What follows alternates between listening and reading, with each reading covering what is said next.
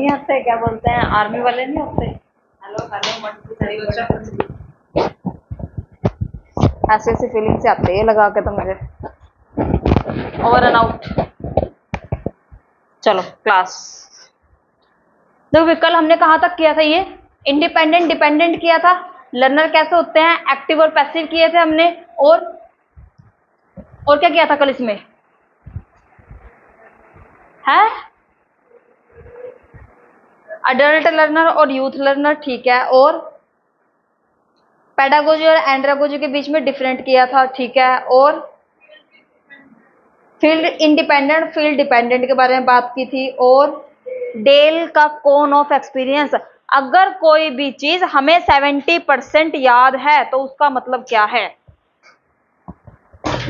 Example क्या आएगा उसके अंदर, अगर कोई भी चीज हमें 70% याद है, डेल कोन ऑफ एक्सपीरियंस देख लो ना, इसमें लिख देख लो, नकल मार के बोल दो है।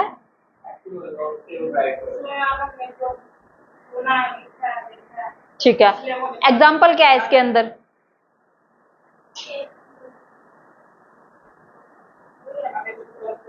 नहीं नहीं, इस साइड एग्जाम्पल भी तो लिखे हुए थे ना, डेमोन्स्ट्रेशन चलेगा, प्रैक्टिस चलेगा, एनालाइज चलेगा, प्रैक्टिस था, एनालाइज था, इवेल्युएट था और सिंथेसिस था, 4 चीजें चलेंगी, ठीक है। पेडागोजी में और एंडागोजी में फर्क क्या है, पेडागोजी डिपेंडेंट है, लर्नर क्या है, डिपेंडेंट है, और टीचर क्या है, इंडिपेंडेंट है, और दूसरे में क्या है, एंड्रागोजी में क्या है, सेल्फ डिपेंडेंट है, बच्चा अपने ऊपर खुद डिपेंडेंट है, ठीक है, यही था, और क्या करवाया था, यूथ हो तो यूथ और अडल्ट तो आप ऐसे ले लो ना कि ये 5वीं से लेकर 12वीं तक के बच्चे, और एडल्ट में हाँ अब वाले ग्रेजुएशन पोस्ट ग्रेजुएशन पीएचडी, या पोस्ट ग्रेजुएशन और पीएचडी लोगों तो ज्यादा समझ में आ जाएगा, ठीक है। और वर्डिंग समझ में आई थी, इसमें वर्डिंग्स कैसे कैसे थी, वर्ड्स का यूज कैसे किया हुआ था, इंस्ट्रक्शन वर्ड यूज कहाँ किया गया था, वो चीजें।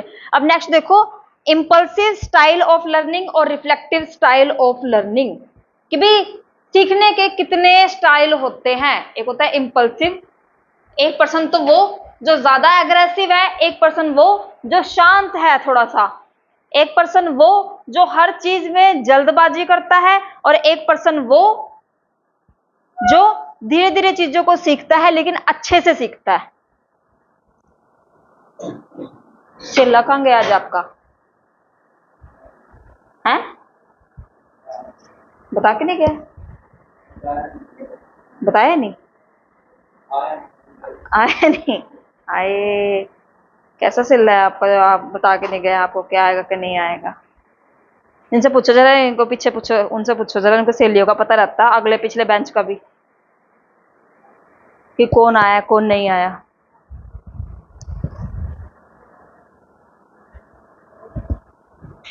देखो भी सिंपल वर्ड दिया हुआ है, इसमें से ज्यादा इफेक्टिव कौन सा लग रहा है आपको, इंपल्सिव या फिर रिफ्लेक्टिव, एक में तो दे रहा है कि भाई जिसमें बच्चा रिस्पॉन्स करने में ना जल्दबाजी करता है, सुना नहीं उसने, समझा नहीं उसने, बस भोग दिया जो भोगना था उसने, वो क्या है, क्विकली रिस्पॉन्स करना, सुना नहीं उसने, बिना सुने रिस्पॉन्स करना, तो वो क्या है, इंपल्सिव है। और रिफ्लेक्टिव तो आपको पता ही है कौन सा लेवल चला जाता है, जिसमें बच्चा पीएचडी में इन्वॉल्व हो जाता है और उसमें समझदारी जो है ज्यादा आ जाती है, ठीक है, वो रिफ्लेक्टिव में आ जाएगा। अब इसको अपने वर्डिंग में लिखना है, बीच में से कीवर्ड मैं बता देती हूँ, प्रॉपरली इंग्लिश नहीं उतारनी है,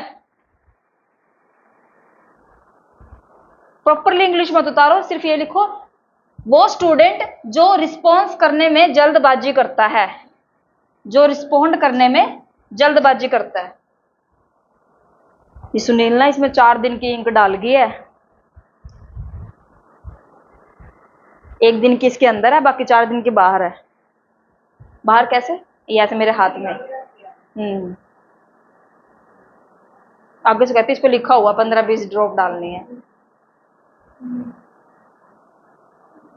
ठीक है। और दूसरे में क्या है, स्लो इन रिस्पॉन्स, सोच समझ के मिस्टेक्स को देखते हुए जब बच्चा रिस्पॉन्स करता है तो वो रिफ्लेक्टिव में है, और इसमें क्या है आपका इंपल्सिव है। आप इसको डिपेंडेंट भी बोल सकते हो कि स्टूडेंट क्या है, इसमें डिपेंड है,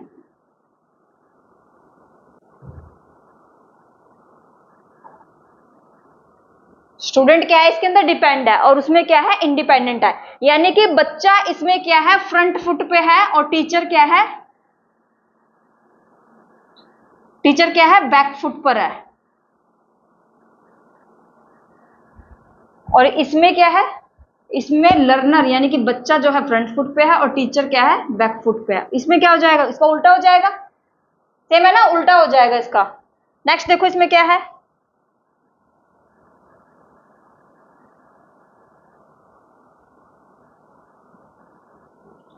क्वेश्चन दिया हुआ है इसके अंदर, जब कुछ स्टूडेंट्स जो हैं क्वेश्चंस का रिस्पॉन्ड करने में टाइम लगाते हैं, टेक लॉन्ग टाइम, और कुछ होते हैं जो जल्दी से क्वेश्चन का रिस्पॉन्स कर देते हैं। The speed with which the respondent make a response to the task, the number of error they make. जब हम जल्दबाजी में कोई काम करते हैं ना, ऑब्वियसली चीज है, एरर होंगे ही होंगे। ये तो अपने, ये क्या है, ये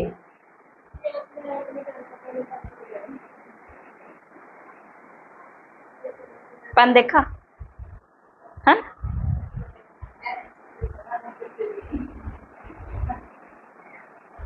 इधर लिपस्टिक है,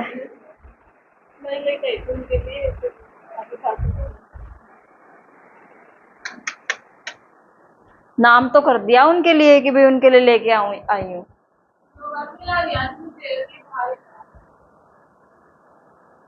ध्यान से देखना चीजों को, कि जब हम जल्दबाजी में किसी भी काम को करने की कोशिश करते हैं तो एरर कम होंगे या ज्यादा होंगे, एरर ज्यादा होंगे हमेशा। जिस लाइन पे या जिस वर्ड पे अंडरलाइन किया गया सिर्फ वही लिखना है, पूरा नहीं उतारना हो चोरो, पूरा नहीं उतारना, ठीक है। सिर्फ वर्ड्स के ऊपर फोकस रखो, किसमें क्या चीज आएगी किसमें क्या चीज नहीं आएगी। नेक्स्ट देखो इसमें क्या है, इसमें है प्रॉब्लम सॉल्विंग अप्रोच के ऊपर काम किया जाता है, प्रॉब्लम सॉल्विंग अप्रोच के ऊपर काम किया जाता है। उधर देखो इंपल्सिव का नाम लिख के उसका डाटा इधर दिया हुआ है, जो कि आना कहाँ था, इधर आना था, ठीक है, इधर आना था। अब ये क्या है, इंपल्सिव को उठा के इधर लिखो कि इंपल्सिव जो लर्नर होते हैं ना, वो लेस डाटा के ऊपर जो है ज्यादा बकबक करने की कोशिश करते हैं, यानी कि उनके पास डाटा ज्ञान तो है कम और बोल ज्यादा रहे हैं। और 1% वो है जिसके पास ज्ञान है लेकिन वो बोल कम रहा है। समझ में आया, जिसके पास डाटा कम होता है यानी कि ज्ञान कम होता है और बोलना ज्यादा होता है, वो चीज वो दिया हुआ है।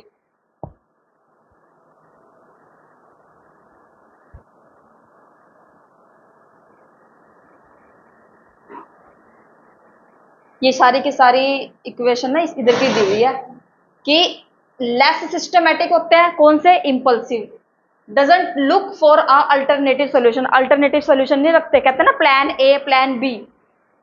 और जो समझदार होगा ना वो प्लान बी भी लेके चलता है कि अगर ये काम नहीं हुआ तो इसको इस तरीके से करेंगे। इंपल्सिव में लिख लो पहले सारे के सारे।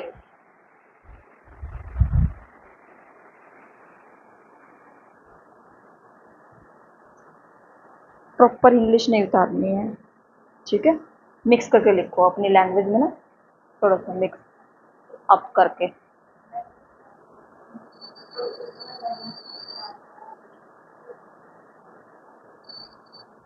करें, नेक्स्ट करें।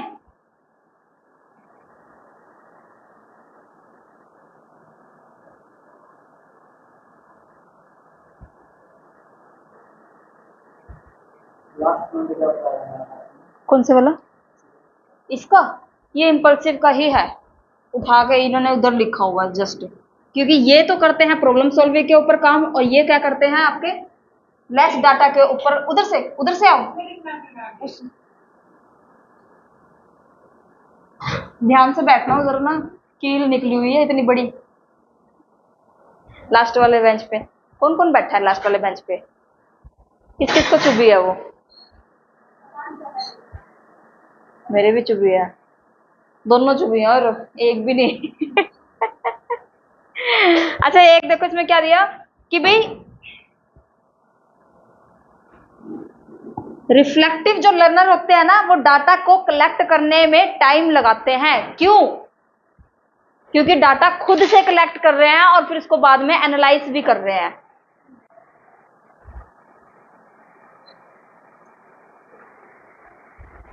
डाटा खुद से कलेक्ट कर रहे हैं इसलिए टाइम लग रहा है और उसको एनालाइज भी कर रहा है। अच्छा एनालाइज करना क्या होता है, तिल लगा दो, जैसे बच्चों की यहाँ लगाते हैं उनके तो। बुढ़े से बहस होगी? नहीं भाई, ऐसे बहसबाजी मत करा करो, मत लड़ा करो, कुछ नहीं रखा लड़ाई लड़ाई में।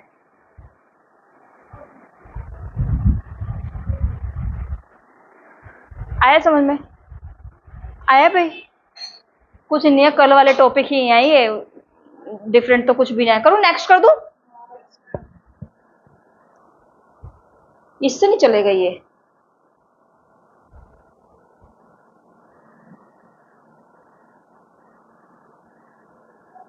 ये वर्ड्स भी इंक्लूड कर दो लो इसके अंदर, छोटे छोटे वर्ड्स हैं रिफ्लेक्टिव में और इंपल्सिव में। गैम्बलिंग का मतलब क्या होता है? गैम्बलिंग जुआ। जब हम जल्दबाजी करते हैं किसी भी चीज का जवाब देने में, या गैम्बलिंग गैस करते हैं, कहते हैं ना कि भाई अगला नंबर जो है 35 पर लगेगा, सट्टा हिंदी की भाषा में, ठीक है वो चीज। एक वर्ड आ गया इंट्यूटिव। इंट्यूटिव का मतलब क्या होता है? अंदर ही अंदर सोचे जा रहे हैं, अंदर ही अंदर, अपने अंदर ही सोचे जा रहे हैं, सिर्फ अपने ही शब्दों के जाल में खुद को फंसाए जा रहे हैं।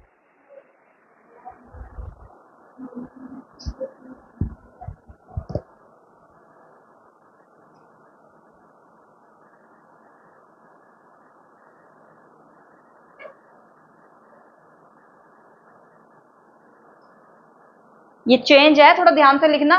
पहले वाले में इंपल्सिव इधर था और रिफ्लेक्टिव उधर था। लाइट बंद करूं क्या आगे वाली? दिख रहा है पीछे से? जरूरत है तो कर लो, नहीं तो नहीं। ये क्या होते हैं? कम एरर फाइंड आउट करते हैं, सिस्टमेटिक चलती है, slower one calculated decision. Decision को कई बार सोचा जाता है। इंपल्स, रिफ्लेक्टिव, जैसे कोर्ट का रिजल्ट आता है ना, कोर्ट का रिजल्ट आता है ना, तो वो काफी टाइम बाद आता है, यानी कि बार बार उन चीजों के ऊपर जो है सोचा जाता है कि भाई ठीक है या नहीं है।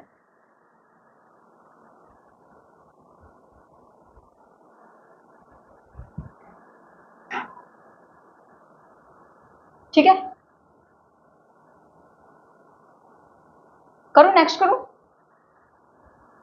नहीं हो रहा।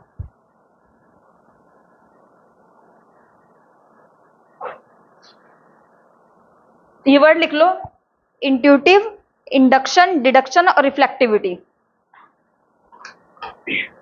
बीच में है ना। Classroom based learning styles. Classroom में जितनी भी चीजें हम सीखते हैं वो किस तरीके से सीखते हैं?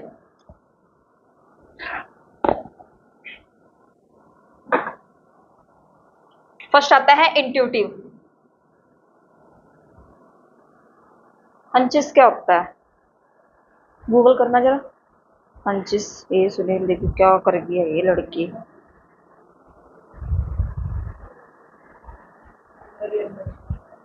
है इनसाइट का मतलब है अंदर अंदर चीजों को सोचना। फोन किसका पड़ा है बाहर?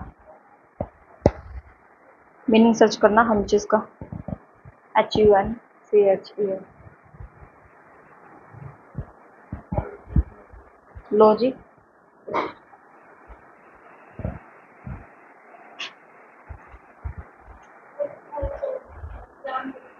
भावनाओं पर आधारित सोच। तथ्य और ज्ञान के स्थान पर भावनाओं पर आधारित सोच। अच्छा, इमेजिनेशन। इमेजिनेशन बस एक वर्ड है, इस वर्ड का मतलब है इमेजिनेशन। अपनी ही ये जो रात को हमारी चलती है ना, ये करना है, ऐसे करना है, वैसे करना है, ये खरीदना है, वो खरीदना है, इमेजिनेशन चलते हैं जो हमारे माइंड में कि भाई ये चीज करनी है मुझे, ये ऐसा करना है, वैसा करना है, वो चीज क्या है? हंचिस। इंट्यूटिव यानी कि अंदर ही अंदर सोचना, और अंदर ही अंदर सोचना हमारी परिकल्पना होती है, और परिकल्पना को हम क्या बोलते हैं? हाइपोथेसिस बोलते हैं, HY। और हाइपोथेसिस के दो रूल होते हैं, या तो वो एक्सेप्ट होगी या फिर वो रिजेक्ट होगी, बस। इसके अलावा कोई काम नहीं होता इसमें। हाइपोथेसिस जो हमारी सोची समझी चीजें होती है ना, या तो वो एक्सेप्ट होंगी या फिर वो एक्सेप्ट नहीं होंगी। और ये हाइपोथेसिस यहाँ का वर्ड नहीं है, ये रिसर्च का वर्ड है कि हाइपोथेसिस क्या होता है। योगेश उधर से उस बेंच,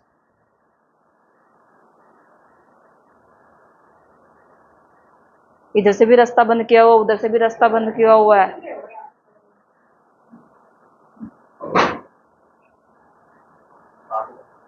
हाँ स्टार्टिंग ही है बस, क्लास खत्म होने वाली है, 10 मिनट की रहेगी। नेक्स्ट देखो भाई, इंडक्शन क्या होता है। अब हमने इंडक्टिव और डिडक्टिव नहीं किया हुआ, कहाँ किया है हमने? लॉजिकल रीजनिंग में। उसके बाद कहाँ किया है? रिसर्च में। उससे पहले टीचिंग में। और कुछ हुआ है? अभी आगे भी आएंगे ये। और सेकंड पेपर में मिला है आपको ये कहीं इंडक्टिव और डिडक्टिव? कॉमर्स वालों में तो है ऑलरेडी, है। Qualitative quantitative. देखो इसमें क्या, फ्रॉम फैक्ट टू जनरलाइजेशन, जहां पर चीजें नीचे से ऊपर की तरफ जा रही हैं, जहां से चीजें नीचे से ऊपर की तरफ जा रही है, यानी कि बॉटम टू टॉप जाती हैं। और जनरलाइजेशन का मतलब क्या है? जब कोई भी थ्योरी पूरे यूनिवर्स पर लागू हो जाती है। जनरलाइजेशन हमेशा टॉप पर होगा, कभी भी बॉटम पे नहीं होगा। ठीक है, एक वर्ड आता है जनरलाइजेशन, दूसरा वर्ड आपका इसके अंदर आया यूनिवर्सल, जो भी हमेशा टॉप पर होगा, कभी भी बॉटम पर नहीं होगा। बॉटम पे क्या होगा आपका? एक वर्ड आता है स्पेसिफिक, दूसरा वर्ड आता है पर्टिकुलर। सिर्फ वर्ड्स के ऊपर कमांड बताओ, कौन सा वर्ड कहां पर आ सकता है, बस। पेपर 1 में इतना ही है, इससे ज्यादा कुछ नहीं है? और बताओ, एक सिंगल टॉपिक से या सिंगल वर्ड से आप कितने टॉपिक को जोड़ सकते हो पेपर 1 और पेपर 2 दोनों के अंदर? ठीक है, चलो आ जाओ, नेक्स्ट आ जाओ। नेक्स्ट आता है deductive, from theory to individual fact. जब टॉप से कोई भी चीज बॉटम की तरफ आती है तो उसको हम बोलते हैं डिडक्टिव। यानी कि जो काम पहले से हो चुका है, पहले से हो चुका है, उसी काम के ऊपर काम करना, वो हमारा क्या कहता है? डिडक्टिव। वर्डिंग देखो, from theory to individual fact, यानी कि थ्योरी ऊपर बन चुकी है, उसके बाद स्पेसिफिक चीजों के ऊपर जो है काम किया जा रहा है। तो यहां पे एक नाम और क्या आ जाएगा? Individual fact.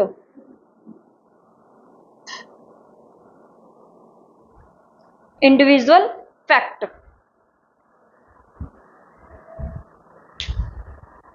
आज क्या वार है? मंगलवार है, बुध वीर शुक्र।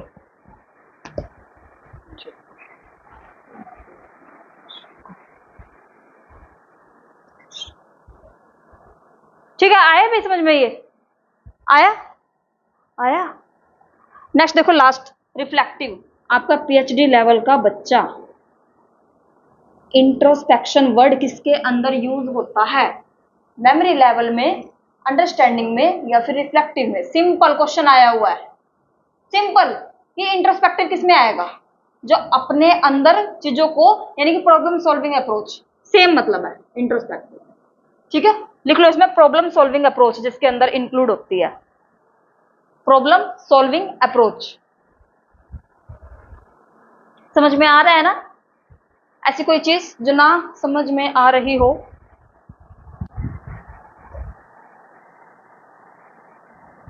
लेफ्ट हैंड वालों के लिए तो एक तो चेयर चाहिए, फिर दूसरी चेयर चाहिए कॉपी रखने के लिए, है ना? लगा दूं इनको, भगा दूं यहाँ से? इधर बैठ जाएंगे ये, बेंच पे बैठ जाओ। नहीं, मैं तो बेंच पे लेके बैठूंगी। चलो नेक्स्ट करो भाई। वॉक लर्निंग है, walk model of learning, VAK, most important है भाई। VAK, V का मतलब है विजुअल, A का मतलब है ऑडिटरी, और K का मतलब है काइनेटिक।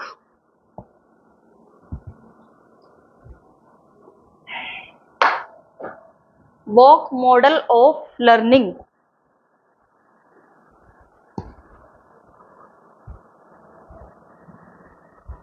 मेरी MSc में ना, क्या बोलते हैं, इनकी मैथ की कॉपी देख के याद आया कि MSc कर रही थी, और ना मतलब इतना मतलब नहीं था कि भाई कॉपी किताबें खुद से मतलब ले पाए, अलग अलग चीज़ों सब्जेक्ट के लिए वो ले पाए। तो भाई बच्चों के लिए ट्यूशन पढ़ाती थी ना, तो कॉपियाँ मंगवाती थी मैं। सारी कॉपियाँ खत्म हो गई थी, मैथ की पड़ी थी। मैथ की कॉपी में नोट्स बनाए थे मैंने अपने एक सब्जेक्ट के। GIS, बताओ जरा, ऐसे दिन भी गए हुए हैं। थी नहीं। तो ये कॉपियाँ पड़ी हुई थी, मैं कल लाई नहीं, मैं कर लूँ, और तो क्या ही करना है। आपको मैथ की? वो तो चली गई। नहीं, अब तो नहीं है, अब नहीं है। अब की बात है, वो 2015 की बात है।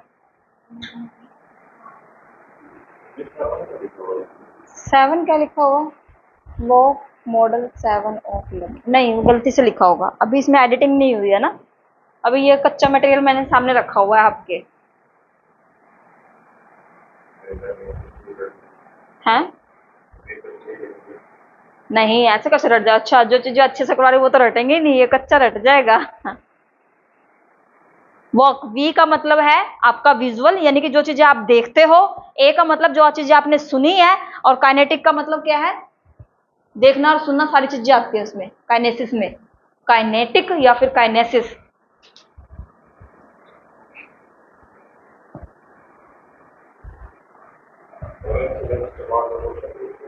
हम्म।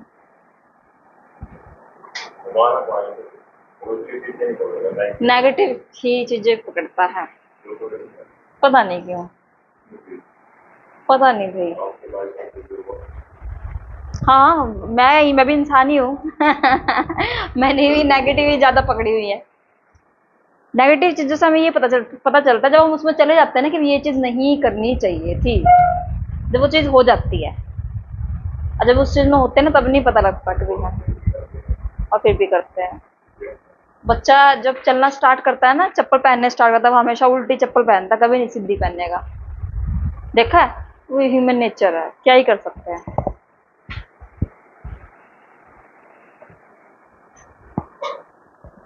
भाई वर्ड्स इंपॉर्टेंट है, सारे के सारे।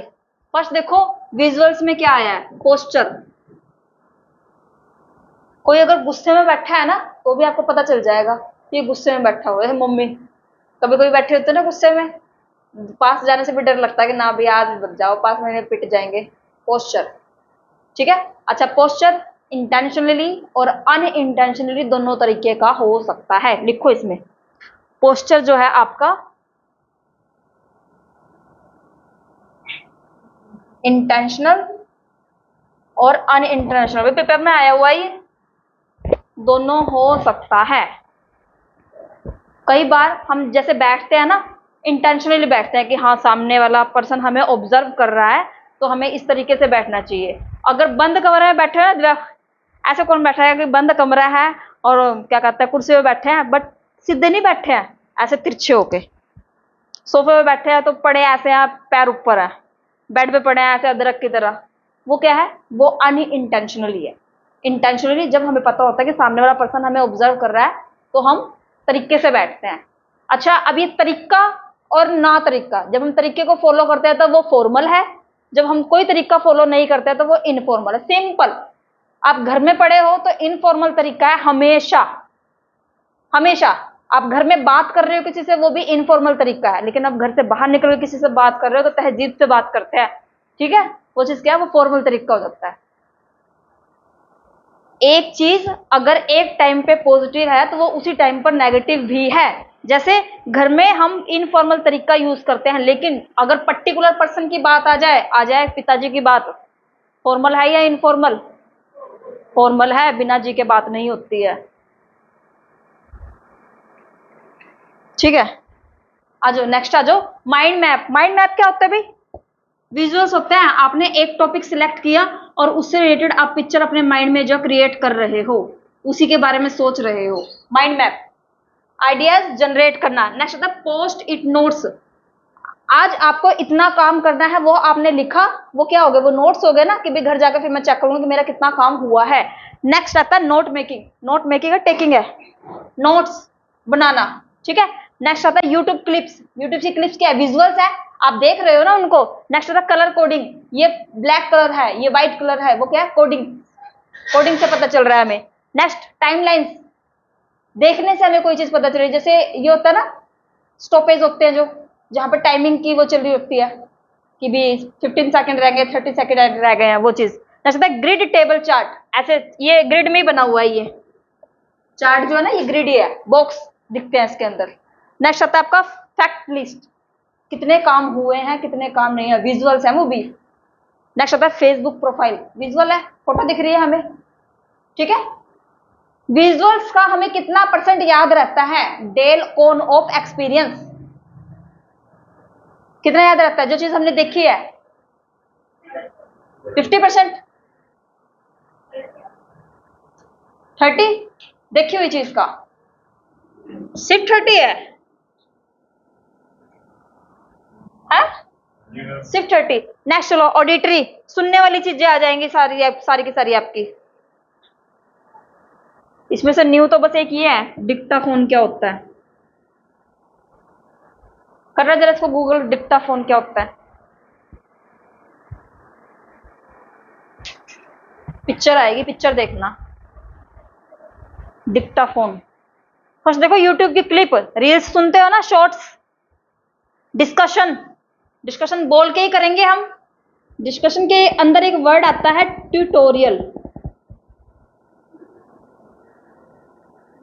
और ट्यूटोरियल हमेशा ऑडियो और वीडियो की फॉर्म में होता है।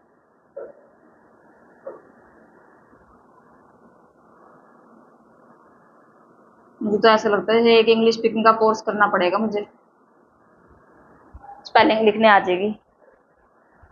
ऑडियो और वीडियो। नेक्स्ट देखो क्वेश्चन आंसर सेशन, आपसे क्वेश्चन पूछे जा रहे हैं और सामने से आप रिप्लाई कर रहे हो। जब बच्चे से क्वेश्चन किए जाते हैं ना, उसको बोलते हैं प्रोबिंग। और मेरी तरफ से अगर कोई हिंट दिया जा रहा है तो POPROBING, प्रोबिंग लिख लो, इसका मतलब होता है हिंट देना, हिंट देना। नेक्स्ट है निमोनिक्स। निमोनिक्स क्या है? किसी भी चीज को याद करने के लिए छोटे से छोटा तरीका क्या हो सकता है? निमोनिक्स, किसी भी चीज को याद रखने के लिए किसी छोटे से छोटा तरीका क्या हो सकता है? राइम्स बना के कोई भी चीज याद करना। राइम्स क्या होता है? एक जैसा दिखना। बच्चों की पोएम्स होती है ना,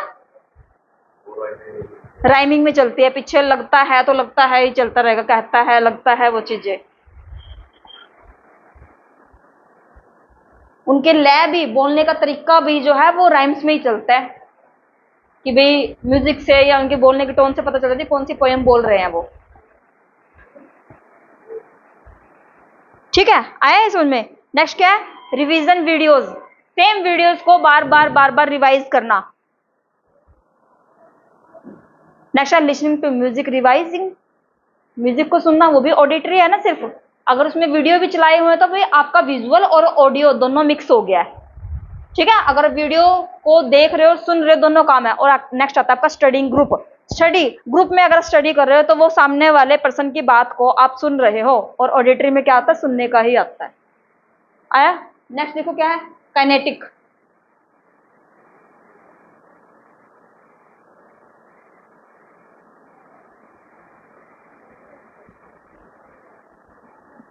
हिंदी मीनिंग देखना जरा इसका गूगल पे, क्या है काइनेटिक का?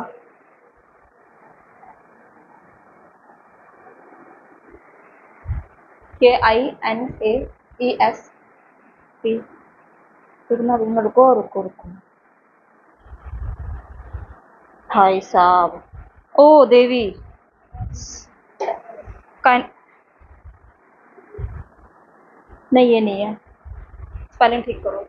KINAESTHETIC। हाँ हाँ हाँ, बस बस बस, बस।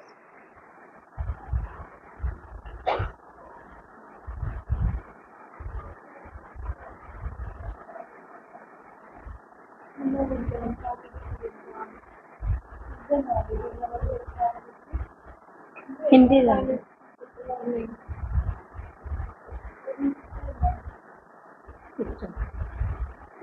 होना डब्बा है, ठीक है।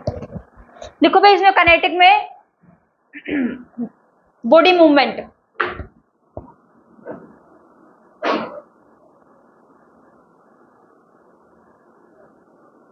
अब ये जो वर्ड है ना, ये वर्ड है आपके कम्युनिकेशन का। कम्युनिकेशन जब करोगे वहां से समझ में आएगा कि काइनेटिक के अंदर कितने पोस्चर्स आते हैं, कितनी बॉडी मूवमेंट्स जो है आप इंक्लूड होती हैं काइनेटिक।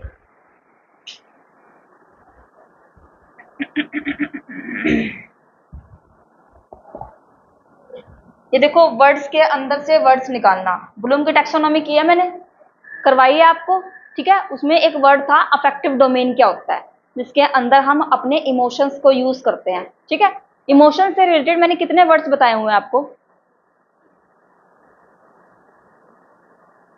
इमोशन से रिलेटेड वैल्यू एजुकेशन बताया हुआ है, मोरल वैल्यू बताया हुआ है, अफेक्टिव बताया हुआ है, करेक्टरिस्टिक्स बताए हुए हैं, एट्रीब्यूट्स बताया हुआ है। उसमें एक वर्ड और इंक्लूड कर लो, एस्थेटिक क्या होता है, AESTHETIC,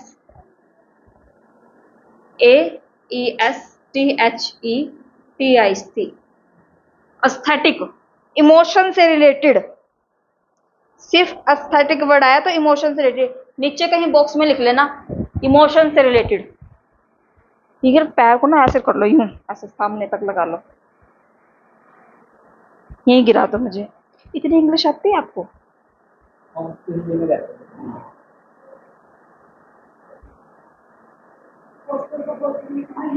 पोस्टर को पोस्टर लिखो, बड़े तुम हिंदी लिखते हो ना, लिखो मैं भी देखूं। अंग्रेज लाइन एक ही लगाते हैं, दो नहीं लगाते, छोटे बच्चे थोड़ी हो दो लाइन लगाते हैं। आया भाई, क्या आया समझ में?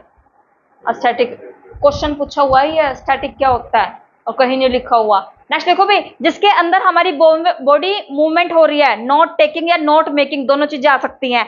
कॉपिंग आउट नोट्स, कॉपी कर रहे हो किसी के नोट्स को। नेक्स्ट गेम्स खेल रहे हो, आपकी मूवमेंट यूज हो रही है। टेकिंग वॉकिंग स्टडी, घूमते फिरते हुए घर में पढ़ते हो ना वो चीज। नेक्स्ट है री एनेक्टमेंट, ये मुझे नहीं पता क्या होता है। ट्रेस वर्ड विद फिंगर, जब हम अपनी फिंगर से वर्ड्स को ट्रेस करते हैं लाइन लगा के कि भाई हाँ ये ज्यादा इंपॉर्टेंट है, ये ज्यादा इंपॉर्टेंट है इसमें से वो चीज। नेक्स्ट है डूडलिंग, दूसरा देखो डूडलिंग,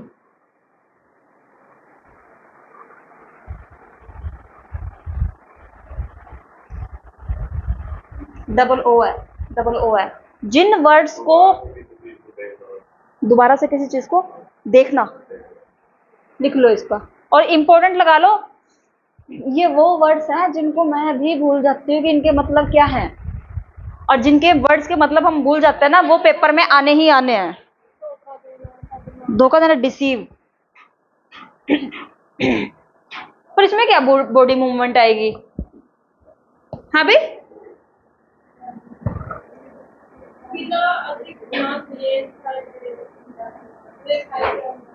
यह एक एक आता है डिसीव, और इसका क्या था, री एनेक्टमेंट का रिवाइज बोल सकते हो। और इंपॉर्टेंट है भाई ये वाला, ये भी और ये पेपर में आ चुके हैं, डूडलिंग आया हुआ है पेपर में। ट्रिप एंड विजिट, जिसमें हमारी मूवमेंट्स यूज होती है, ट्रिप एंड विजिट, गलत नाम आ गए तो बीच में। डूडलिंग पता नहीं, इन्होंने ये बताया धोखा देना है, ठगना, डिसीव, हाँ ऐसे भी लिख सकते हो।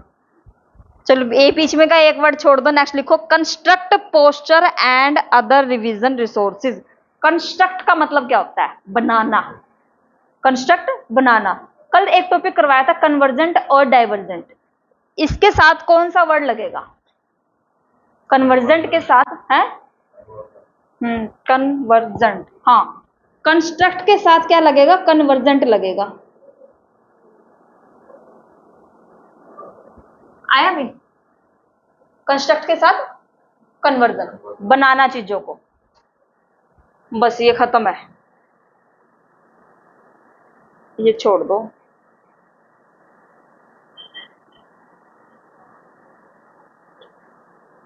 लिख लिया ये, कर दो क्लोज इसको।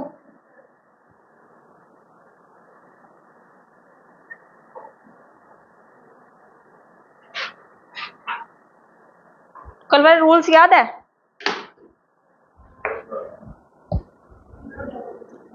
एक बार कर लेना, रिवाइज कर लो उनको।